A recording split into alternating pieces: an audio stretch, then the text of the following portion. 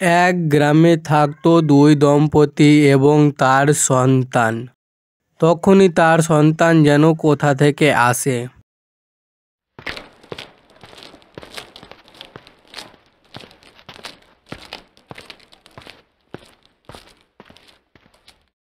আর এসেই তার বাবাকে বলে, বাবা বাবা, আমার সব বন্ধুদের পুজোর কেনাকাটা হয়ে গেছে, তুমি কি আমায় কেনাকাটা করে দেবে না এবার পুজোতে? না বাবা, আজ তুমি বলো, আজকে তুমি আমায় কেনাকাটা করতে নিয়ে যাবে কি যাবে না? আমিও তো নতুন জামা কাপড় পরবো আমার বন্ধুদের মতো। আমার সব বন্ধুদের পুজোর কেনাকাটা হয়ে গেছে। আচ্ছা বাবা, তাহলে আমি আজ কাজে যাচ্ছি আর মাইনেটা নিয়ে ফিরে আসবো। তারপরেই তোদের আমি আজ পুজোর কেনাকাটা করতে নিয়ে যাব। আচ্ছা বাবা, আসি এখন, আমি কাজে বেরালাম। এই বলে সেই দম্পতি কাজে বেরিয়ে যায় এবং তাকে দেখা যায় কাজে যাওয়ার রাস্তায়।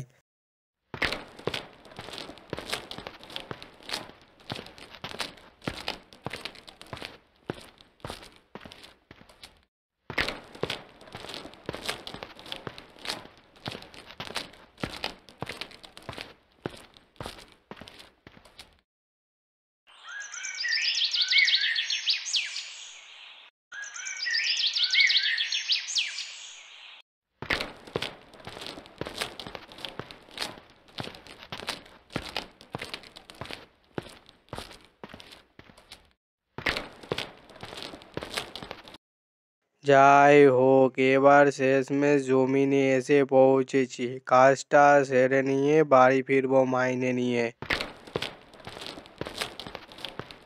এ কথা বলে উনি ওনার নিজের কাজে লেগে পড়েন। তারপর এদিকে দেখলেই দেখা যায় যে সেই ছোট্ট ছেলেটা তার বাবার আশায় একবার এদিক থেকে সেদিক হাঁটাচলা করতে থাকে।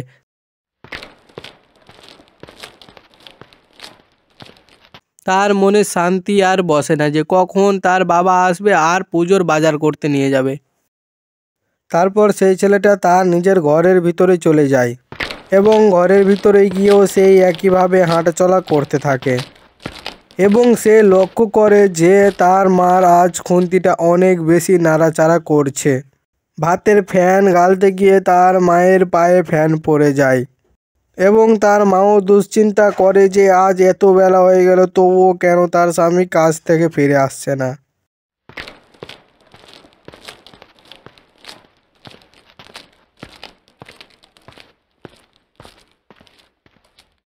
তারপর ছেলেটি ঘরের ভিতরে হাঁটাচলা করতে করতে হঠাৎ বাইরে বেরিয়ে আসে।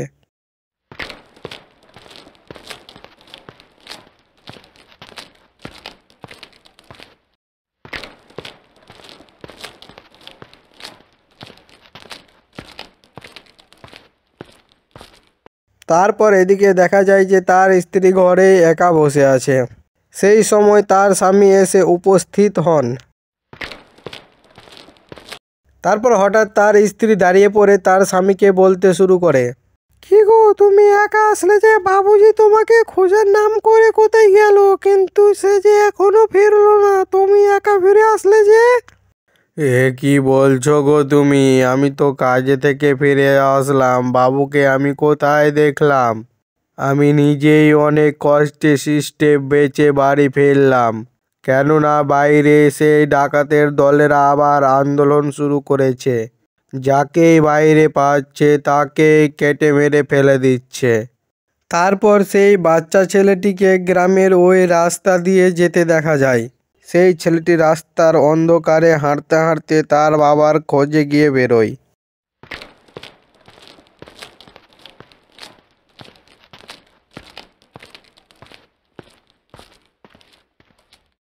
তারপর তার বাবা তাকে খুঁজতে বেরোয়, তখনই তাকে রাস্তার ধারে একটা মৃতদেহ পড়ে থাকতে দেখে। তারপর তার বাবা কাছে গিয়ে দেখলে তাকে দেখা যায় যে সেই ছেলেটাই মৃত অবস্থায় পড়ে আছে। তখনই তার বাবা কান্না করতে থাকে, হায় এটা আমার কি হলো।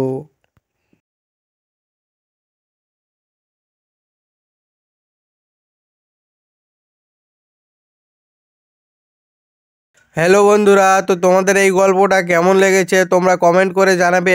আর এর থেকেও ভালো ভালো ভিডিও পাওয়ার জন্য তোমরা আমার চ্যানেলটাকে সাবস্ক্রাইব করে রাখো, আর এই ভিডিওটাকে লাইক শেয়ার করে দাও তোমরা তোমাদের বন্ধুদের দেখার জন্য।